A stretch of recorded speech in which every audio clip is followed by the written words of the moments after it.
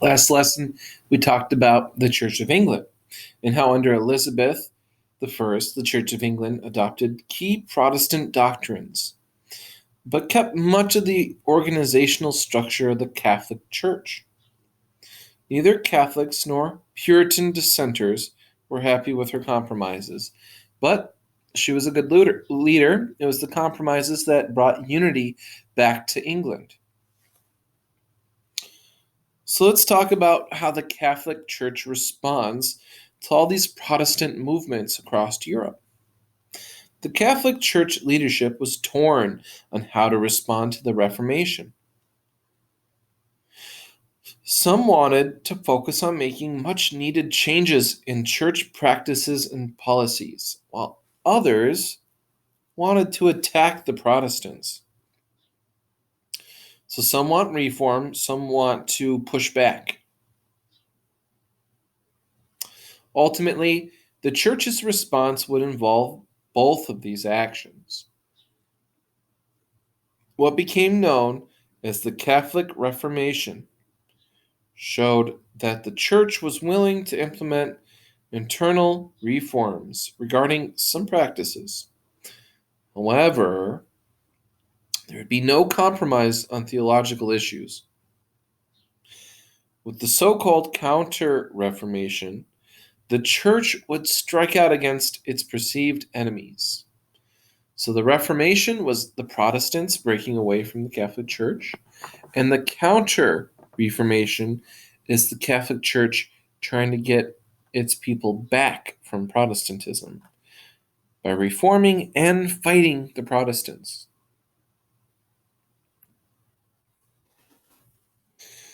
So part of this will involve the Inquisition. One early church response to the Reformation was to persecute those who had converted to Protestantism.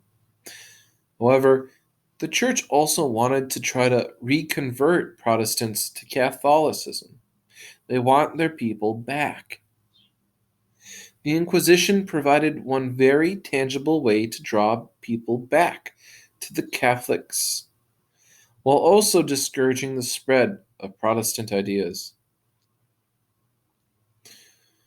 The practice of auto de fe, Portuguese for act of faith, the examination of those accused of heresy, and the punishment given to those found guilty began to reappear. The punishments given were varied and could include such things as confession and penitent acts, like saying some prayers, the wearing of an identifying badge, saying, I'm a sinner, and forced assignment to convert, uh, forced assignment to a convent or monastery. Those who did not recant or who were sentenced to death for their apostasy were often subjected to torture and execution by various methods, including being burned at the stake. So these inquisitions were very violent if you didn't play along. Pope Paul IV approved of the harsh measures and punishments of the Inquisition, and even said that if his own father was a heretic, he would gladly carry the wood to burn him at the stake. So no remorse. You're either with us or you're against us. The orders. Orders are groups of monks that go out and they practice Catholicism a little differently than each other, but they're still within the Catholic Church. That was a good way of reforming. Instead of saying it's only this way, they have the Catholic orders. So there's the Capuchins, an order that was modeled after Franciscans, the Ursulines, founded for the purpose of teaching young girls, and the Jesuits, who were one of the largest orders founded by Ignatius of Loyola. These orders would go out and teach about Christianity and try to convert people away from Protestantism and into the Catholic Church. Others, like St. Teresa of Avila, called for renewal in religious orders. St. Teresa focused on spiritual mysticism and called for a return to emotional devotion and piety. So the orders were going out trying to convert people from Protestants. Let's start with Ignatius Loyola. Remember, he was the one who started the Jesuits. Earlier in his life, Ignatius had been a soldier and not especially devoted to religious life. While recuperating from a serious battle wound, he made a pilgrimage to a monastery and vowed to help rekindle the Catholic faith. After he recovered from his injury, he gave up the life of a soldier and began to pursue a life of good works, motivated by a renewed sense of religious piety. Ignatius began to attract followers and formed the Society of Jesus, the Jesuits. Jesuits is the Society of Jesus, which the Pope recognized as a new religious order in 1540. Jesuits took a special vow of obedience to the Pope, promising to make themselves available to perform any task asked of them. They were aggressive and militant defenders of the Catholic Church. Ignatius promoted the idea that a person should have an intense emotional religious conversion experience. In his book, Spiritual Exercises, he described how to help people train spiritually. Jesuit teaching also drew in large part on a work of medieval mystic Thomas A. Kempis. The Imitation of Christ is the book, which provided directions for how a Christian should live and emphasized following the example set by the life of Christ.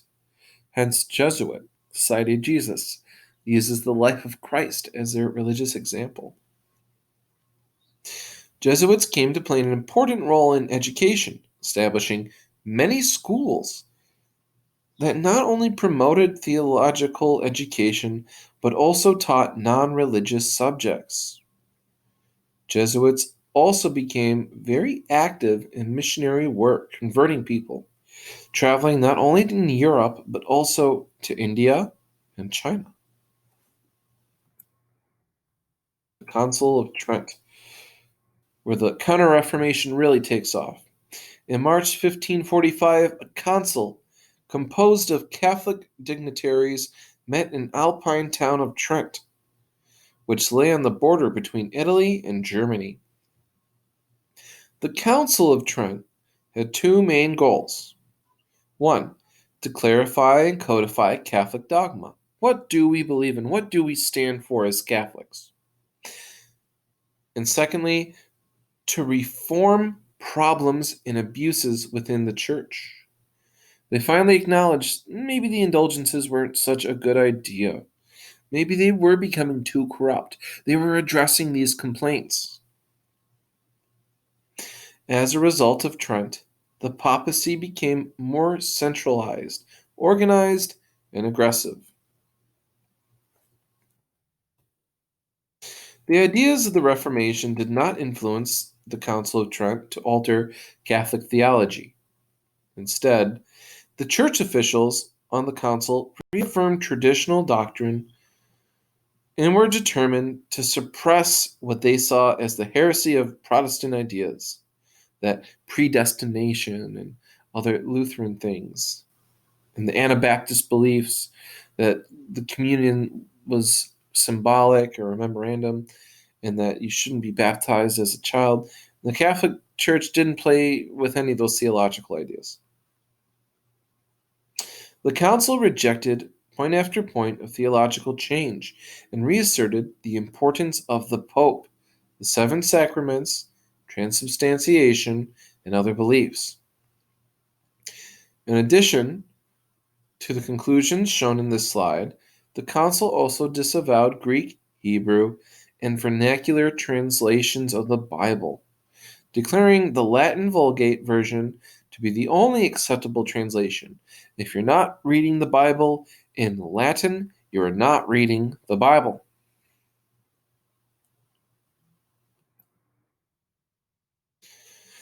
Though it steadfastly held to traditional Catholic theology, the Council of Trent did decide to implement several practical changes to the church practices and policies.